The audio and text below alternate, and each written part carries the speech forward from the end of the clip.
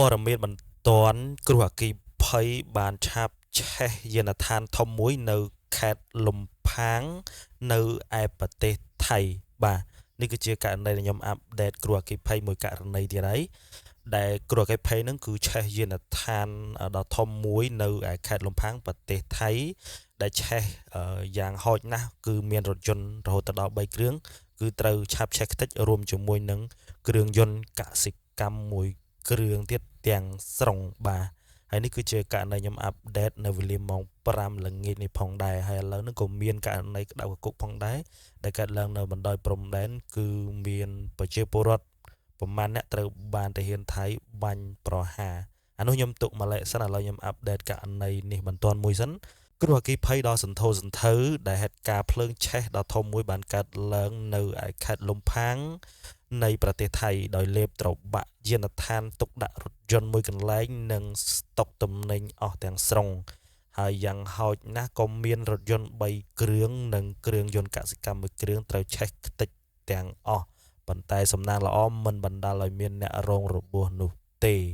ឡូវយើងចូលរបាយការណ៍ព័ត៌មានលម្អិតដែលទីកន្លែងនិងពេលវេលាគឺនៅផ្ទះលេខ145ភូមិថ្មីក្រុម2ឃុំថាផាស្រុកកោះខាខេត្តលំផាងប្រទេសថៃហើយពេលវេលាដែលកើតឡើងហ្នឹងគឺនៅម៉ោង 13:20 នាទីនៅថ្ងៃទី12ខែវិច្ឆិកាឆ្នាំ2025មុននេះប្រហែលម៉ោងទេហើយចំពោះដំណើរការអន្តរាគមន៍គឺនៅវេលាម៉ោងប្រហែលនឹង 1:50 នាទីប៉ូលីសប្រចាំស្ថានីយ៍នគរបាលស្រុកកោះខាបានទទួលព័ត៌មានថា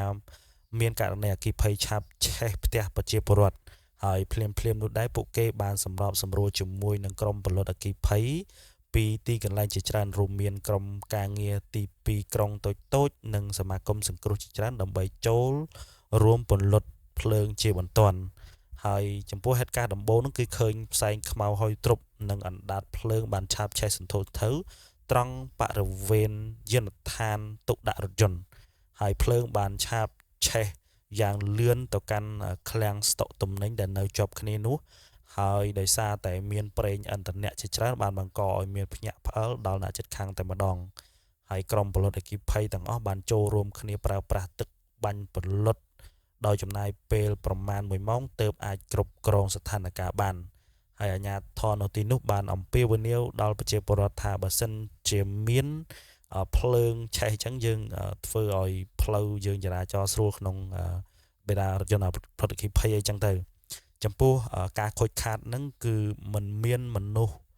រងរបួសនិងស្លាប់នៅឡើយទេក្នុងករណីនេះចាត់ទុកថាសំណាងបំផុតមួយនៅឯប្រទេសថៃហ្នឹងចំពោះទ្រព្យសម្បត្តិហ្នឹងគឺសរុបចំនួន5ទី1រថយន្តចំនួន3គ្រឿងគឺឆេះខ្ទេចតែម្ដងខ្ញុំមានរូបភាពដាក់ឲ្យមើលត្រាក់ទ័រភ្ជួរដីចំនួន1និងម៉ូតូចំនួន1គ្រឿងផងដែរទាំងអស់វា5ណាអញ្ចឹងឆេះរថយន្ត3គ្រឿងហើយត្រាក់ទ័រ1ហើយម៉ូតូ1គ្រឿងតាមការស៊ើបអង្កេតប៉ូលីសទៅដល់ទីកន្លែងកើតហេតុនិងសម្រាប់សម្រួលជាមួយនឹងមន្ត្រីកសោវិច័យដើម្បីចូលរួមត្រួតពិនិត្យនិងស្វែងរកមូលហេតុពិតនៃគ្រោះអគ្គីភ័យនេះបន្តទៀតបាទនេះគឺជាករណីដែលឆេះកន្លែងយានដ្ឋានមួយកន្លែងនៅឯខេត្តលំផាងនៅប្រទេសថៃគឺឆេះរថយន្ត3គ្រឿងត្រាក់ទ័រ1គ្រឿងនិង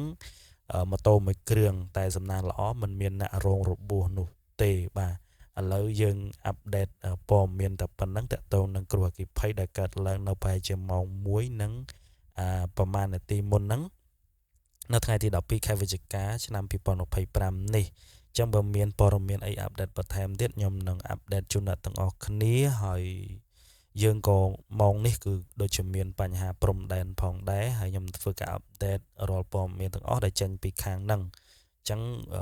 យើងនឹងរងចាំមើលព័ត៌មានបន្ថែមទៀតទាំងអស់គ្នាបាទអញ្ចឹងមានប៉ុណ្ណឹងបើមានខុសតអីសូមតែខន្តីអភ័យទោសពីខ្ញុំបាទវិសាសូមអរគុណនិងសូមជម្រាបលាបាទ